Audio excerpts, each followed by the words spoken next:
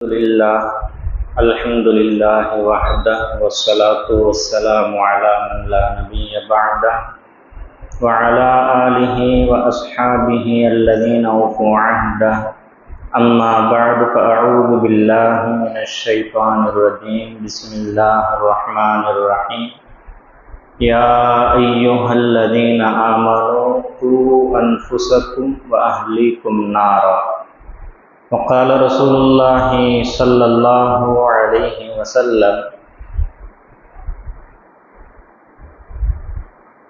كن في الدنيا كأنك غريب أو عابر سبيل وعن ابن عباس رضي الله تعالى عنهما أنه قال الصحابة رضي الله تعالى عنهم فما حق الولد على الوالد قال رسول الله صلى الله عليه وسلم أن يحسن اسمه وأن يحسن أدبه صدق الله العلي العظيم وصدق رسوله النبي الكريم ونحن على ذلك من الشاهدين والشاكرين والحمد لله رب العالمين யாக வல்லவனாம் அல்லாஹ் ஒருவனையே போற்றி புகழ்ந்தவனாக அல்லாஹு தஆலாவுடைய ஸலாத்தும் ஸலாமும் நமது உயிரினும் மேலான கண்மணி நாயகம் ரசூலுல்லாஹ் ஸல்லல்லாஹு அலைஹி வஸல்லம் அன்னவர்களின் மீதும் அன்னவர்களால் வார்த்தெடுக்கப்பட்ட சத்தியசீலர்களான சஹாபா பெருமக்கள், அவர்கள் வழிவந்த தாபிஈன்கள், தபா தாபிஈன்கள், ஷுஹதாக்கள், ஃபுகஹாக்கள், சாலிஹீன்கள், முஃபஸ்ஸிரீன்கள், முஹத்திஸீன்கள், வாழ்ந்து மறைந்த முஸ்லிமான ஆண் பெண் சகோதர சகோதரிகள் அனைவரின் மீதும், வாழ்ந்து கொண்டிருக்கக்கூடிய நம் அனைவரின் மீதும் அல்லாஹு தஆலாவுடைய ஸலாத்தும் ஸலாமும் என்றென்றும் குறைவின்றி நிறைவாக நிலவட்டுமாக. ஆமீன். யாக வல்லவனின் நல்லடியார்களே, அன்னலம் பெருமான ரசூலுல்லாஹ் ஸல்லல்லாஹு அலைஹி வஸல்லம் அன்னவர்களின் சீர்மிகு சிறப்புமிகு உம்மத்தார்களே, நாம் வாழ்ந்து கொண்டிருக்கக்கூடிய காலகட்டம் ஒரு மிக முக்கியமான விஷயத்தை சீர்நோக்கி பார்க்க வேண்டிய கட்டாயத்தில் நாம் இருக்கின்றோம். நாம் வாழக்கூடிய இந்த காலகட்டம் ஒரு சமுதாயம் உருவாகி கொண்டிருக்கின்றது, பலம் பெற்று கொண்டிருக்கின்றது. எப்படிப்பட்ட சமுதாயம் தெரியுமா? குர்ஆனை பற்றி துளியும் அக்கறை இல்லாத, மார்க்க கல்வியினுடைய வாடை துடியும் இல்லாதவர்களாக, இஸ்லாம் என்றால் என்ன, ஈமான் என்றால் என்ன, அல்லாஹ் என்றால் யார், ரசூலுக்கும் நமக்கும் உண்டான தொடர்பு என்ன போன்ற விஷயங்களை எல்லாம் அறியாத ஒரு மிக ஆபத்தான ஒரு கூட்டம் உருவாகி கொண்டிருக்கக்கூடிய சமயத்தில் நாம் நின்று பேசிக்கொண்டிருக்கின்றோம், கேட்டுக்கொண்டிருக்கின்றோம். நான் சொல்ல வருவது நமது சமுதாயத்தின் இளைஞர்களைத்தான். இன்றைய சமூகத்தின் இளைஞர்களுக்கு குர்ஆன் தெரியாது, மார்க்க கல்வி தெரியாது, அல்லாஹ்வை பற்றிய ரசூலியை பற்றிய விளக்கம் தெரியாது. அப்படிப்பட்ட ஒரு சமுதாயம் இன்று உருவாகி கொண்டிருக்கின்றது. அது பலமாக வளர்ந்து கொண்டும் இருக்கின்றது. கல்வி ஆண்டு முடிந்து அடுத்த கல்வி ஆண்டு துவங்க இருக்கக்கூடிய இந்த சமயத்தில் நன்கு சிந்தித்து பார்த்தால் தெரியும், ஒரு வயது பூர்த்தி அடைந்த ஆண் குழந்தையோ பெண் குழந்தையோ எடுத்த உடனே பிளே ஸ்கூலில் போடலாம் அப்படின்ற ஒரு ஆலோசனை ஒரு பக்கம் இருக்கும். 3 வயது ஆனதும் எல்கேஜி, யூகேஜி அதற்கான காரியங்களை முன்னெடுக்கப்படுகின்றது. அதற்கு பிறகு எந்த கல்லூரியில் நாம் சேர்க்கலாம், எந்த பள்ளியில் நாம் சேர்க்கலாம், ஆங்கில வழி கல்வியா, அதிலும் தரம் எங்கு மிகுதமாக நமக்கு தென்படுகின்றதோ, பணம் எப்பொழுது செலவானாலும் பரவாயில்லை, நம்முடைய பிள்ளைகள் நல்ல கல்வியை அடைய வேண்டும், நல்ல கல்வி தரத்தில் உயர வேண்டும் என்றெல்லாம் சிந்திக்கக்கூடிய நமது சமுதாய மக்கள் ஒருவரும் சிந்திக்காத ஒரு விஷயம், நமது பிள்ளைகளுக்கு மார்க்க கல்வியை தரலாம் என்ற சிந்தனை யாருக்கும் இல்லை. எந்த அளவிற்கு மார்க்க கல்வியை தர வேண்டும் என்ற அக்கறை யாருக்கும் இல்லை. அன்னலம் பெருமானார் ரசூலுல்லாஹ் ஸல்லல்லாஹு அலைஹி வஸல்லம் காட்டி தந்த வழிமுறையின்படி நாம் சொல்வதாக இருந்தால், ஒரு குழந்தை பேச ஆரம்பித்தவுடன் முதல் வார்த்தையாக இருக்க வேண்டியது அல்லாஹ், லா இலாஹ இல்லல்லாஹ். முதல் வார்த்தையே அதுதான். குழந்தை பிறந்தவுடன் வலது காதில் பாங்கும் இடது காதில் இகாமத்தும் சொல்லப்படுகின்றதன் தத்துவமே முதலாக அந்த காதுகளின் மூலமாக உள்ளத்தில் பதிய வேண்டிய விஷயம் அல்லாஹை பற்றியும் ரசூலை பற்றியும். சுருக்கமாக சொல்வதென்றால் இந்த இஸ்லாத்தை பற்றி தான் ஆரம்பமாக வர வேண்டும். இப்ப பேச ஆரம்பித்தவுடன் முதல் வார்த்தை அல்லாஹை பற்றியதாக இருக்க வேண்டும். அது திருக்கலிமாவாக இருந்திருக்க வேண்டும். 7 வயது பூர்த்தி அடைகின்றது என்றால் பெருமானார் ரசூலுல்லாஹி ஸல்லல்லாஹு அலைஹி வஸல்லம் அன்னவர்களுடைய வழிகாட்டுதலின்படி ஓர் அளவிற்கு புரிந்து கொள்ளக்கூடிய பக்குவம் வருகின்ற அந்த வயது, அந்த 7 வயதிலே நீங்கள் தொழுகையை பழக்க வேண்டும். 10 வயது ஆகியும் தொழவில்லை என்றால் அடிக்க வேண்டும் என்றெல்லாம் நபி பெருமானார் ரசூலுல்லாஹி ஸல்லல்லாஹு அலைஹி வஸல்லம் வழிகாட்டி இருக்கின்றார்கள். வேறு சில ஹதீஸ்களில் பார்த்தால் அவர்கள் முதலில் பயில வேண்டிய கல்வி திருக்குர்ஆன், குர்ஆனை அவர்கள் கற்க வேண்டும், ஓத வேண்டும் என்று.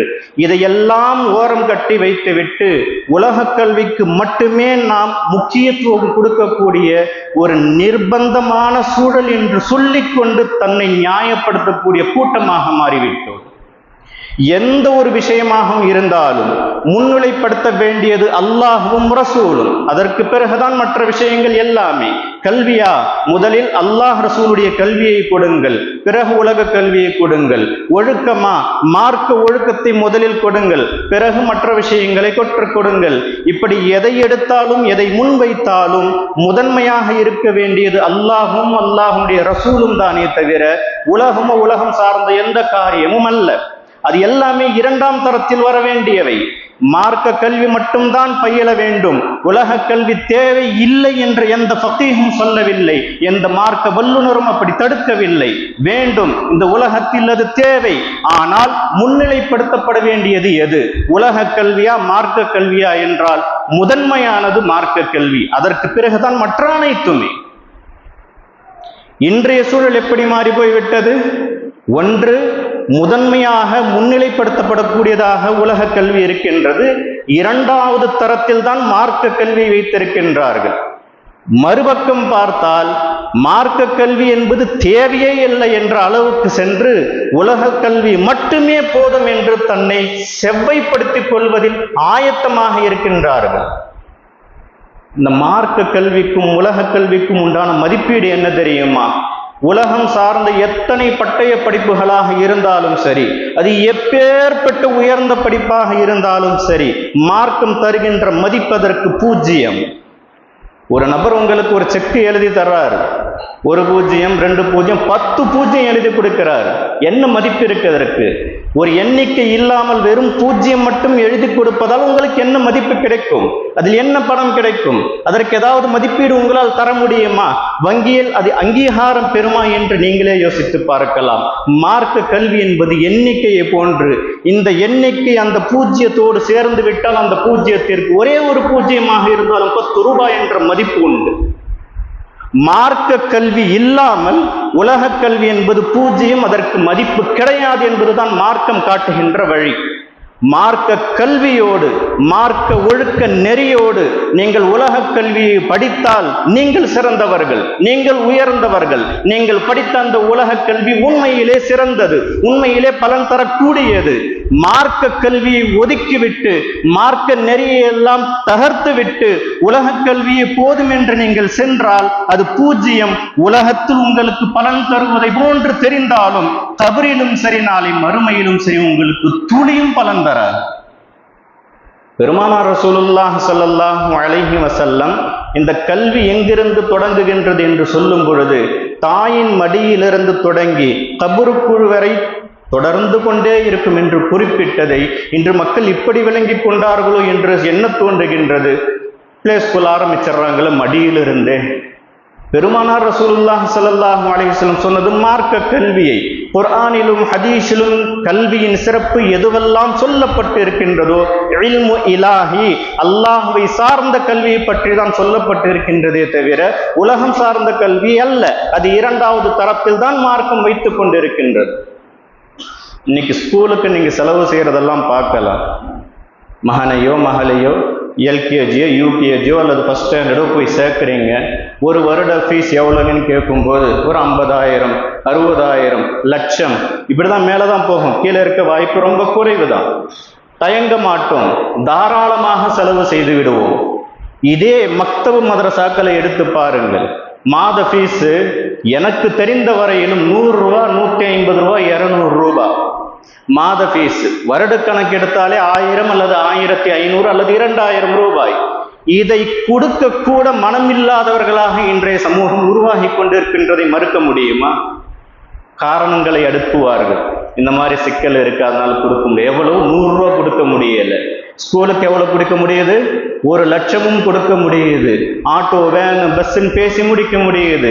பள்ளியில் இலவசமாக சொல்லி கொடுத்தாலும் அலுப்பான ஆட்கள் இல்லை. ஒரு குறைந்தபட்ச தொகையை வசூல் செய்து மாணவர்களுக்காகத்தான் அந்த உழைப்பு செய்யப்படுகின்றது. அதை கூட செய்ய மனம் இல்லாதவர்களாக மார்க்கத்தை விட்டு மிக தூரமாக ஆனது உண்மையா இல்லையா?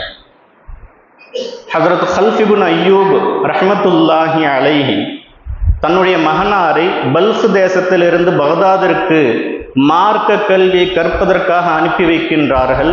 அனுப்பி வைக்கும் பொழுது 50,000 வெள்ளிக்காசுகள், திர்ஹம், இன்றைய மதிப்பீடின்படி 51 கோடி ரூபாய். இன்னைக்கு வெள்ளி 1 கிராம் எவ்வளவு? 245 50 போயிட்டு இருக்கு. 1 கிராம் இந்த விலைன்னா ஒரு திர்ஹம் என்பது 4 கிராம். கணக்கிட்டு பாருங்கள். 51 கோடி இன்றைய மதிப்பீடு. மகனார் எடுத்து செல்கின்றார்கள். ஓதி அந்த பணத்தை எல்லாம் செலவழித்து விட்டு வீடு திரும்பும் பொழுது தந்தை மகனிடத்தில் கேட்கின்றார்கள், என்ன ஓதிட்டு வந்த, என்ன தெரிஞ்சிட்டு வந்த? அவர் சொன்னது ஒரே ஒரு பதில்தான், இத்தனை ரூபாயை செலவு செய்து இவ்வளவு கஷ்டங்கள் நான் பட்டு கற்றுக்கொண்டது ஒரு விஷயம்தான். பெண்களுக்கு மாதவிடாய் தொடர்பாக ஒரு சட்டம். மார்க்கம் கூறுகின்றது 10 நாள் ஆகிவிட்டால் அதற்கடுத்தவர்களுக்கு மாதவிடாய் வர வாய்ப்பில்லை.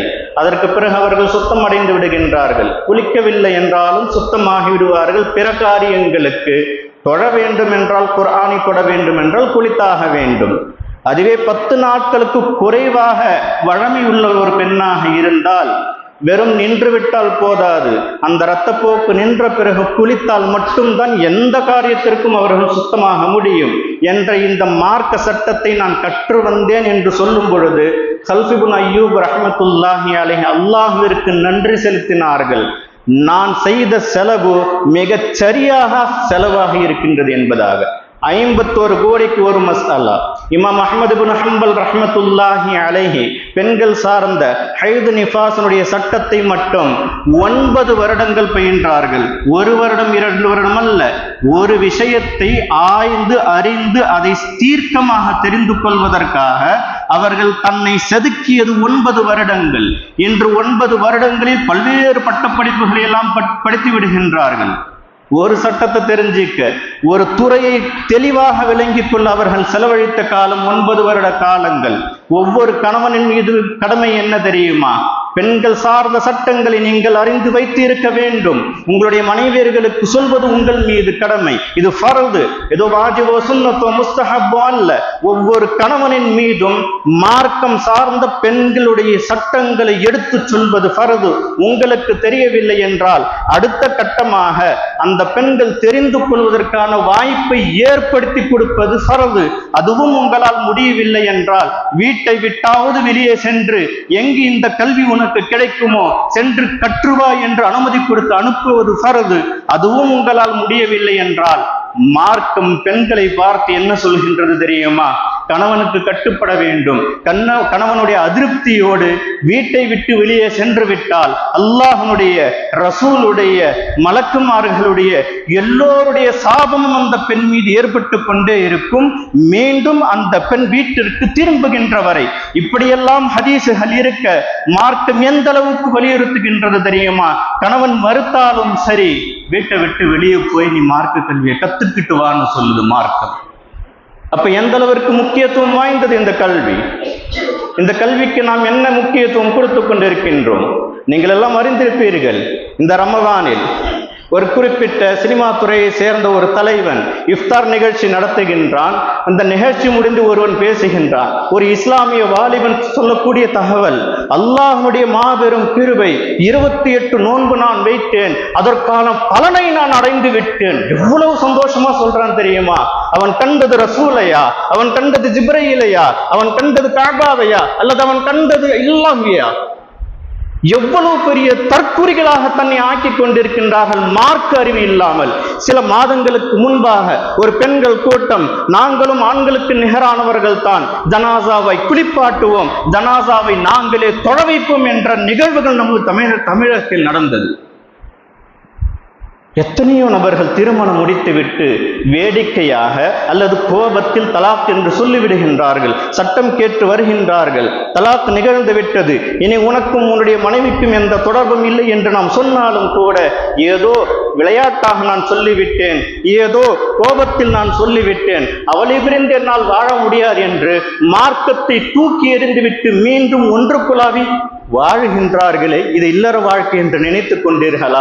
ஜினா, விபச்சார வாழ்க்கை மார்க்கம் சொல்கின்றது. அதை செய்யறாங்க. இன்னைக்கு எத்தனை பேருக்கு மார்க்கம் இன்னைக்கு தெரிகின்றது? உடைகளில் பாருங்கள், மார்க்கம் சொல்லி தந்த உடைகள் என்று உண்டா? முடி வெட்டுவதில் பாருங்கள், மார்க்கம் சொல்லி தந்த வழிமுறை என்று உண்டா? எதிலுமே மார்க்கம் இல்லை. எல்லாவற்றிலும் எல்லோருமே பின்பற்றக்கூடிய ஒரு விஷயம், யகூதிகளும் நசாராக்களும் ஏற்படுத்திய மேற்கத்திய கலாச்சாரங்கள். தன்னை முஸ்லிம் என்று சொல்லிக்கொண்டு யகூதியை பின்பற்றுகின்றார்கள், தன்னை உம்மத்து முஹம்மதி என்று அருமைப்படுத்திக் கொண்டு நசாராக்களை பின்பற்றுகின்றார்கள். இந்த உலக கல்விக்கு இந்த அளவுக்கு முக்கியத்துவம் கொடுக்கின்றீர்களே, இந்த உலக கல்வியில் எங்காவது முடி எப்படி எல்லாம் வெட்ட வேண்டும் என்ற ஒழுக்கம் கற்பிக்கப்படுமா? இல்லற வாழ்க்கையினுடைய ஒழுக்கம் கற்றுத்தரப்படுமா? ஒரு தந்தையிடத்தில் மகன் எப்படி நடந்து கொள்ள வேண்டும், தந்தைக்குரிய கடமைகள் என்ன, பெற்றோருடைய கடமை என்ன, பிள்ளைகளுடைய கடமை என்ன, கணவனுடைய கடமைகள் என்ன, எந்த கல்வியில் சொல்லித்தரப்படும்? எந்த யூனிவர்சிட்டியில் சொல்லித்தரப்படும்? உங்களுக்கெல்லாம் தெரியுமா? ஒரு நபர் தன்னுடைய பெண் மகளோடு இரவு நேரத்தில் மனைவி மகள் எல்லாம் படுத்துட்டு இருக்கிறாங்க. தனது பக்கத்தில் அருகாமையில் இருந்தது என்னுடைய மனைவிதான் என்ற நினைப்பில் ஆசையோடு அவர் கையை போடுகின்றார். துரதிருஷ்டவதமாக அங்கே இருந்தது யாருன்னா மக. தெரிஞ்சு எதுவுமே செய்யல, தெரியாம தான் நடக்குது, இருட்டில் வேற எதுவும் செய்யல, வேற எந்த அந்தரங்கத்திற்கும் நான் போகவில்லை, வெறும் கையை தான் போட்டாரு, இச்சையோடு போட்டார் தன் மனைவி என்று நினைத்து. ஆனால் அங்கு இருந்ததோ தன்னுடைய மகள். மார்க்கம் சொல்கின்றது, அந்த தருணத்தில் உன்னுடைய மனைவி உனக்கு ஹராம், முடிஞ்சு போச்சு வாழ்க்கை. எத்தனை பேருக்கு இது தெரியும்? ரசூலுல்லாஹ் ஸல்லல்லாஹு அலைஹி வஸல்லம் அதனால் தானே சொன்னார்கள், 10 வயது நிரம்பிவிட்டால், அந்த பக்குவம் வந்துவிட்டால் ஆண் பிள்ளைகளை பெண் பிள்ளைகளை தனித்தனியாக படுக்க வையுங்கள் என்று சொல்லி கொடுத்தார்களே. இந்த ரகசிய கல்வி எந்த யூனிவர்சிட்டியில் உங்களுக்கு சொல்லிக் கொடுக்கப்படும்? ஷரஹுல் முஸ்கிலுல் ஆசார்னு ஒரு கிதாப் இருக்கு, ஹதீஸினுடைய கிதாப். பெருமானார் ரசூலுல்லாஹ் ஸல்லல்லாஹு அலைஹி வஸல்லம் குறிப்பிடுவார்கள், ஒரு நபருக்கு கபரில் அல்லாஹாலா 100 கசையடி வழங்க வேண்டும் என்று தீர்ப்பளித்து விட்டான். என்னால் தாங்க முடியாது என்பதை உணர்ந்த அந்த அடியான் கபரில் இருந்து கெஞ்சுகின்றான் அல்லாஹ்விடத்தில், எனக்கு வேதனை வேண்டாம், என்னை மன்னித்து விடு என்று. படிப்படியாக 1, 2, 3 என்று 99 கசையடிகள் மன்னிக்கப்பட்டு விட்டது. ஒரு கசையடி மன்னிக்கப்படாதப்பா, நீ கண்டிப்பா தண்டனை அனுபவிச்சுதான் ஆகணும்னு சொல்ல, அவருக்கு ஒரு கசையடி கொடுக்கப்பட்டவுடன் கபர் முழுவதும் நெருப்பு பிழம்பாக மாறி அதில் கரிந்து போனார். அந்த வேதனை முடிந்த பிறகு மலக்குமார்களிடத்தில் கேட்கின்றார், எதற்காக இந்த வேதனை? ஏன் எனக்கு இப்படிப்பட்ட ஒரு கொடுமையான வேதனை? மலக்குமார்கள் கூறினார்கள், நீ செய்த 2 காரியத்தினுடைய பலன்தான் இது. முதலாவது, ஒரு நாள் ஒது செய்யாமல் நீ தொழுது விட்டாய், அதற்காக இந்த தண்டனை. மற்றொரு காரணம், ஒரு நாள் அநீதத்திற்கு உட்பட்ட ஒரு நபர் கஷ்டத்தில் இருக்கும் பொழுது அதை கண்டும் காணாமல் அவரை கடந்து சென்றாய் நீ, இந்த 2ற்கான பலன்தான் இது என்று கூறினார்கள். இன்று எத்தனை பேருக்கு ஒதுவை முழுமையாக சரியாக செய்ய தெரியும்? அப்ப அவருடைய தொழுகையெல்லாம் கூடாதுன்னா எத்தனை கசையடி கொடுக்கப்படணும்? தன்பீஹுல் முஹத்தரின் என்ற கிதாபுகள் வரும். இன்றைய இஸ்லாமிய வாலிபர்கள் மார்க்க நெறி இல்லாததனுடைய வெளிப்பாடு என்ன என்பதை உணர்த்துவதற்காக கூறுகின்றேன். ஹஜ்ரத் வஹப் இப்னு முனப்பிஹ் சஹாபாக்களிடத்தில் பாடம் பயின்ற மிகப்பெரிய தாபிஈ கூறுகின்றார்கள், பனு இஸ்ராயலில் ஒரு வாலிபர் இருந்தார். தான் செய்த பாவங்களை எல்லாம் நினைத்து நெஞ்சுருகி அல்லாஹ் தஆலாவிடத்தில் தௌபா செய்தார். அதற்கு பிறகு 70 வருட காலம் அவருடைய வாழ்க்கை எப்படிப்பட்டது தெரியுமா? இரவில் அவர் படுத்ததே கிடையாது. இரவு முழுக்க வணக்கத்திலேயே கழிப்பார். பகலில் உண்டது கிடையாது. பகல் முழுவதும் நோன்பிலேயே கழிப்பார். எந்த ஒரு நிழலுக்கு கீழும் அவர் படுத்ததாக சரித்திரம் கிடையாது. உயர்தரமான உணவை ருசித்ததாக புசித்ததாக வரலாறு கிடையாது. மௌத்தாயிட்டாரு. அவருடைய சில நண்பர்கள் கனவில் பார்க்கும் பொழுது மா ஃபஅல அல்லாஹு பிக, அல்லாஹ் உங்களிடத்தில் எப்படி நடந்து கொண்டான் என்று வினவ அவர் சொல்றாரு, அல்லாஹ் என்னுடைய எல்லா பாவத்தையும் மன்னிச்சிட்டான், ஆனால் என்னுடைய எஜமானருடைய அனுமதி இல்லாமல் ஒரு சின்ன குச்சி, பல்லெல்லாம் நாம் கரியெல்லாம் சிக்கிடுச்சுன்னா எடுத்து குதறவும் இல்லையா, அது போன்ற ஒரு குச்சி அவருடைய அனுமதி இல்லாமல் எடுத்து பயன்படுத்தி விட்டேன். அது உலகத்திலேயே அவருக்கு நான் அனுமதி கேட்டு இருக்க வேண்டும், குறைந்தபட்சம் பிறகாவது மன்னிப்பு கேட்டு இருக்க வேண்டும், நான் அதை செய்யவில்லை. இந்த ஒரு செயலின் காரணமாக அல்லாஹ் தஆலா என்னை சுவனம் செல்ல விடாமல் தடுத்து விட்டான் என்பதாக குறிப்பிடுகின்றார். ஒரு அற்பமான காரியம் நாம நினைக்கிறோம், ஒரு சாதாரண காரியம் நாம நினைக்கிறோம், அந்த ஒரு செயல் அவரை சுவனபதியாக ஆக்க விடாமல் தடுக்கின்றது என்றால் இன்னைக்கு எத்தனை நபர்களுடைய பொருட்களை அனுமதி இல்லாமல் நாம் பயன்படுத்தி கொண்டிருக்கின்றோம், அபகரித்துக் கொண்டிருக்கின்றோம், ஏமாற்றிக் கொண்டிருக்கின்றோம். உண்மையா இல்லையா? ஹஜ்ரத் அப்துல்லா உனைஸ் ரஹ்மத்துல்லாஹி அலைஹி அதனால் தான் குறிப்பிடுவார்கள், கியாம நாளில் அல்லாஹ் தஆலா சுவனம் நரகம் என்று தீர்ப்பளித்த பிறகு சுவனபதிகள் யாரும் சுவனத்திற்குள் காலடி எடுத்து வைக்க கூடாது, நரகவாதிகள் யாரும் நரகத்தின் பக்கம் சென்றுவிடக் கூடாது. அடியார்களுக்கும் உண்டான ஹுகூக்குகள், ஹுகூக்குல் இபாத், இது தொடர்பான விசாரணை முடிந்து அவர்களுக்குரிய அநீதத்திற்கான பலனை இங்கு தருகின்றவர் என்ற சுவனவாதியும் கூட சுவனத்திற்குள் செல்ல முடியாது என்பது அல்லாஹ்வுடைய தீர்ப்பு. எத்தனை விதமான ஏமாற்று வேலைகளை நாம் செய்து கொண்டிருக்கின்றோம். ஏன்? மார்க்கம் தெரிந்தால் தானே, மார்க்கத்தை தெரிந்து கொள்வதற்காக நம்மை நாம் அர்ப்பணித்தால் தானே. மார்க்கத்தை தெரிந்து கொள்வதற்கான வாய்ப்பே இல்லாம தான் அமைச்சு வச்சிருக்கிறோம் மேற்கத்தியர்கள். அதை எந்த அளவுக்கு ரசித்து நாம் அனுபவித்துக் கொண்டிருக்கின்றோம். காலையில் எழுந்ததுடன் டியூஷன், அடுத்து ஸ்கூலு, வந்த உடனே டியூஷன், அடுத்து ஹோம்ஒர்க், அடுத்து படுத்துருவான். ஒரு வருடம் முடிஞ்சு ஒரு சம்மர் லீவ் வருது, இப்போவாது ஓத விடுப்பா, வருஷம் பூரா படிச்சுட்டான், ஒரு மாசம் ரெஸ்ட். அப்ப எப்பதான் இல்மு படிப்பான், எப்பதான் மார்க்கத்தை தெரிந்து கொள்வான்? மார்க்கத்தை தெரிந்து கொள்ளாத பட்சத்தில் ஹஜ்ரத் சய்யிதுனா இமாம் கஸ்ஸாலி ரஹ்மத்துல்லாஹி அலைஹி ஹிக்மா வ ஸஅதத் என்ற கிதாபில் குறிப்பிடுகின்றார்கள், ஒரு குழந்தை அந்த பெற்றோர்களுக்கு அல்லாஹ்வின் புறத்திலிருந்து வழங்கப்பட்ட அமானிதம், அந்த அமானிதத்தை பேணுவது உங்கள் மீது கடமை.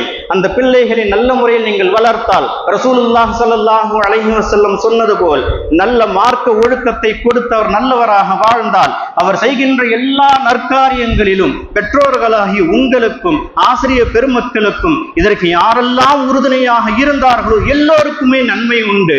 மறுபுறம் அவர் வழிகட்டு போய்விட்டால், அதை கண்டு காணாமல் நீங்கள் இருந்து விட்டால், அவரை சரியான வழியில் நீங்கள் நடத்தவில்லை என்றால் அவர் செய்கின்ற சிறிய பெரிய எல்லா பாவங்களிலும் பெற்றோருக்கும் பங்குண்டு. சகோதர சகோதரிகள், உற்றார் உறவினர்கள், உம்மத்தும் எல்லோருக்குமே பங்குண்டு. எல்லோருமே பாவிகள் தான். இப்படியெல்லாம் இருக்க நம்முடைய பிள்ளைகளை எப்படி நாம் வளர்க்க வேண்டும்?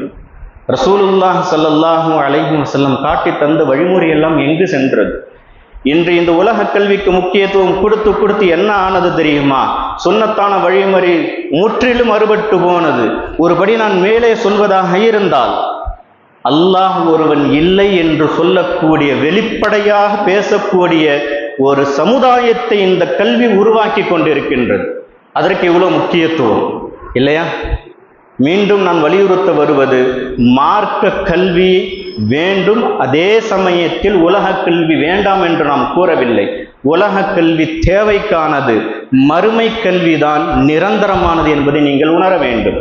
கபரிலே அல்லாஹ் தஆலாவின் புறத்திலிருந்து கேட்கப்படுகின்ற கேள்வி என்ன? மர் ரப்புக, உனது இறைவன் யார்? மன் தீனு மா தீனுக, உனது மார்க்கம் என்ன? மன் நபியுக, உன்னுடைய நபி யார்? இதுக்கெல்லாம் யார் பதில் சொல்ல முடியும் என்று நினைத்தீர்கள்? அதை இந்த உலகத்தில் கற்று அதன்படி வாழ்ந்தவர்களால் மட்டும்தான் அங்கு பதில் சொல்ல முடியும். என்ட்ரன்ஸ் எக்ஸாம் அது, அதுல ஃபெயில் ஆயிட்டா முடிஞ்சு போச்சு, நரகம்தான், சோனத்திற்கான வாய்ப்பு கிடையாது. அந்த என்ட்ரன்ஸ் எக்ஸாம்ல பாஸ் ஆகணும்னா ப்ரிப்பரேஷன் இருக்கணும் இல்ல? அந்த ப்ரிப்பரேஷனுக்காகத்தான் இந்த துன்யாவை தவிர இந்த வாழ்ந்து சுகம் அனுபவிப்பதற்காக அல்ல. எத்தனை வருஷம் அதிகபட்சமா வாழ்ந்துருவீங்க? ஒரு 100 வருஷம் என்று வைத்துக் கொள்ளுங்கள். மறுமையினுடைய ஒரு நாள் என்பது இந்த உலகத்தினுடைய 50,000 வருடங்களுக்கு நிகரானது. ஒரு நாள் 50,000 வருடம் எங்க ஈக்குவல் ஆகுது பாருங்க. முடிவே இல்லாத வாழ்க்கை மறுமை வாழ்க்கை. அடுத்த நிமிடம் உயிர் இருக்குமா என்ற உத்தரவாதம் இல்லாத வாழ்க்கை உலக வாழ்க்கை. இந்த உலக வாழ்க்கைக்கு இவ்வளவு முக்கியத்துவம் கொடுக்க சிந்தனை செய்து கடமைப்பட்டிருக்கின்ற நாம் ஏன் மார்க்க விஷயத்தில் இவ்வளவு பேதைகளாக இருக்கின்றோம்? ஏன்னா அல்லாஹ்வுடைய பயம் இல்லை, அல்லாஹை பற்றிய சிந்தனை இல்லை. மறுமை என்பது மிக சாதாரணமாக எண்ணிக்கொண்டோம். நரகத்தை ஊசி நம் நூல் கோர்க்கக்கூடிய அந்த அளவுக்கு தொலை அல்லாஹால நரகத்தில் போட்டு விட்டால் இந்த பூமியில் இருக்கக்கூடிய எல்லா தாவர வர்க்கங்களும் எல்லா உயிரினங்களும் பஸ்பமாகிவிடும். அடுத்து முளைக்க வாய்ப்பில்லை, பிழைக்க வாய்ப்பில்லை. எங்க இருக்கு நரகம்? 7 பூமிகளுக்கு கீழே இருக்கக்கூடிய அதில் பாதாளத்தில் இருக்கக்கூடிய நரகத்தினுடைய சும்மா ஒரு துளி அளவுக்கு அதனுடைய ட்ரைலர் தான் இந்த பூமி இல்லாம போயிடுது. அப்படின்னா அந்த நரகத்தை எப்படி நம்மால் சகித்து கொள்ள முடியும் என்று நினைக்கின்றீர்கள்? இப்படியெல்லாம் இருக்க ஏன் மார்க்க கல்விக்கு முக்கியத்துவம் கொடுப்பதில்லை? நன்கு விளங்கி வைத்துக் கொள்ள கடமைப்பட்டிருக்கின்றோம். எந்த பள்ளியிலும், அது இஸ்லாம் பள்ளியாக இருந்தாலும் சரி அல்லது மிஷினரி பள்ளிகளாக இருந்தாலும் சரி, மார்க்க ஒழுக்கத்தை அங்கு கற்றுக்கொள்ள முடியாது. டிவி மூலமாகவோ சமூக வலைத்தளம் மூலமாகவோ அல்லது பள்ளியின் மூலமாக கற்றுக்கொள்ள நினைக்கலாம் என்று நினைத்தால் இது அடிமுட்டாள்தனம் என்பதில் சந்தேகம் கிடையாது. மார்க்க கல்வியில் மட்டும்தான் மார்க்க ஒழுக்கத்தை கற்றுக்கொள்ள முடியும். குறைந்தபட்சம் நம்முடைய கடமை என்ன தெரியுமா? மக்தபுக்காவது நம்முடைய பிள்ளைகளை நம்ம அனுப்ப வேண்டும். அதற்கு தயார் இல்லை என்றால் நாளை மறுமையில் அல்லாஹ்விடத்தில் அவனுடைய கோபத்தை பெற நீங்கள் தயாராகி கொள்ள வேண்டும் என்பதில் சந்தேகமில்லை. பிள்ளைகளை மக்தபுகளுக்கு அனுப்பணும். மார்க்க கல்வி எங்கெல்லாம் இருக்கோ அந்த மாதிரியான பள்ளிகளில் சேர்க்கணும்.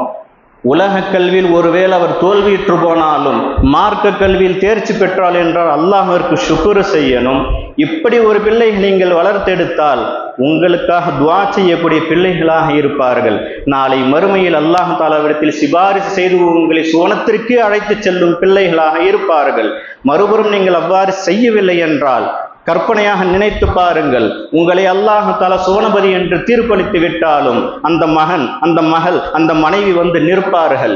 என் தந்தை என்னுடைய முழு கட்டுப்பாட்டு இருந்தும் கூட என்னை சிராத்தும் முஸ்தகீமின் பக்கம் செலுத்தவில்லை, எனக்கு மார்க்க நெறி அவர் கற்றுத்தரவில்லை, இப்படிப்பட்டவரை நீ சுவனத்தில் அனுப்புவது நியாயமா என்று கேட்டால் அல்லாஹ் தஆலா ஆதில், மிக நீதமானவன், அந்நீதத்தின்படி நடக்க வேண்டும் என்று அவன் முன்னெடுத்து விட்டால் நீங்களும் நரகவாதிதான். ஒரு செகண்ட்ல போயிடுச்சு எல்லாமே. அமானிதம், பிள்ளைகள் அமானிதம். அந்த பிள்ளைகளை வழி கெடுக்க உங்களுக்கு அல்லாஹ் தஆலா கொடுக்கவில்லை, மார்க்க வழியில் நடத்துவதற்காகத்தான் ஒரு பொறுப்பை உங்களிடத்தில் கொடுத்திருக்கின்றான். உலக கல்வியை படிக்க வையுங்கள், தாராளமாக படிக்க வையுங்கள். ஆனால் மார்க்க கல்வி இல்லாமல் படிக்க வைக்காதீர்கள். மார்க்க கல்வியோடு படிக்க வையுங்கள். எப்பொழுதெல்லாம் வாய்ப்பு அமைகின்றதோ மார்க்க கல்வி அவர்களுக்கு முழுமையாக தர முயற்சி செய்யுங்கள். அப்படி செய்தால் மட்டும்தான் உங்களுடைய கடமையை நீங்கள் சரிவர நிறைவேற்றியவர்களாக ஆவீர்கள். அதற்கான பலனை அல்லாஹ் தஆலா நிச்சயம் தருவார். இல்லை என்றால் இந்த உலக வாழ்க்கை முடிந்து கியாமத்து சுகரா என்று சொல்லப்படுகின்ற கபருடைய வாழ்க்கையிலும் சரி, கியாமத்து குபரா என்று சொல்லப்படுகின்ற நாளை மஹ்ஷருடைய வாழ்க்கையிலும் சரி, ஆதம் அலைஹிஸ்ஸலாத்து வஸ்ஸலாம் முதற்கொண்டு கடைசி மனிதர் வரை குழுமி இருக்கக்கூடிய அந்த சபையில் கேவலப்பட்டால் எப்படி இருக்கும்? 2 பேருக்கு முன்னாடி நம்ம யாருன்னா பேசிட்டா எவ்வளவு கேவலம், எவ்வளவு கோபம். இத்தனை நபர்களுக்கு மத்தியில் அல்லாஹ் தஆலா நம்முடைய லட்சணங்களை எல்லாம் வெளிப்படுத்துவானே. நான் இவனுக்கு பிள்ளைகளை கொடுத்தேன், அமானிதமாக வழங்கி இருந்தேன், இவன் இந்த வழியில் செலுத்தவில்லை, நடத்தவில்லை என்று எல்லா மக்களுக்கும் சொல்லும் பொழுது நம்மை பார்த்து காரி துப்புவார்கள். இதை விட கேவலம் என்ன இருக்க முடியும்? இதை விட பெரிய வேதனையெல்லாம் அடுத்து உண்டு. இதுவே நமக்கு பெரும் வேதனையாக தோன்றும். அல்லாஹ்வின் நல்லடியார்களே, மார்க்க கல்வி என்பது மிக மிக முக்கியமானது. அது இல்லாமல் எதை செய்தாலும் அதில் வெற்றி கிடையாது. ஒற்றை வரியில் சொல்வதாக இருந்தால், குர்ஆனோடு யார் பயணிக்கின்றாரோ அவர் உண்மையான மாணவர், அவர் உண்மையான வாலிபர், அவர் உண்மையான கணவர், அவர் உண்மையான தந்தை, அவர் உண்மையான தலைவர், அவர் உண்மையாக இந்த உம்மத்தை வழிநடத்தக்கூடிய ஆற்றல் பெற்றவர். யார் குர்ஆனை தவிர்த்து விட்டு இருக்கின்றாரோ அவர் ஷைத்தான் என்பதில் சந்தேகம் கிடையாது. அல்லாஹ் பாதுகாக்க வேண்டும். அல்லாஹ் நமக்கு அருளி இருக்கக்கூடிய மிகப்பெரிய பாக்கியம் நமது குழந்தைகள் என்பது. அந்த குழந்தைகளை சீரான முறையில், சரியான முறையில் வழி நடத்த வேண்டியது நம்முடைய கடமை. நான் சொல்றேன், அவன் கேட்கறதில்லை என்ற சாக்கு போக்குகளை என்னை சமாதானப்படுத்துவதற்கு, என்னை போன்றவர்களுடைய வாயை அடைப்பதற்கு வேண்டும் என்றால் பயன்படுத்தி கொள்ளலாம். அல்லாஹ்விடம் இது செல்லாது. அல்லாஹ் அனைத்தையும் அறிந்தவன். அதற்கான பலனை நாம் எதிர்கொண்டுதான் ஆக வேண்டும். அல்லாஹ் நமக்கு வழங்கி இருக்கக்கூடிய நமது பிள்ளை செல்வங்களை மார்க்க பற்றுள்ளவர்களாக, மார்க்க நெறி ஒழுக்கம் உடையவர்களாக ஆக்குவதற்கு உண்டான எல்லா உதவிகளையும் நம் அனைவருக்கும் தந்தருள் புரிவானாக. ஆமீன். வாஹிர் தஅவானா அனில் ஹம்துலில்லாஹி ரப்பில் ஆலமீன். அஸ்ஸலாமு அலைக்கும் வரஹ்மத்துல்லாஹி வபரகாத்துஹு.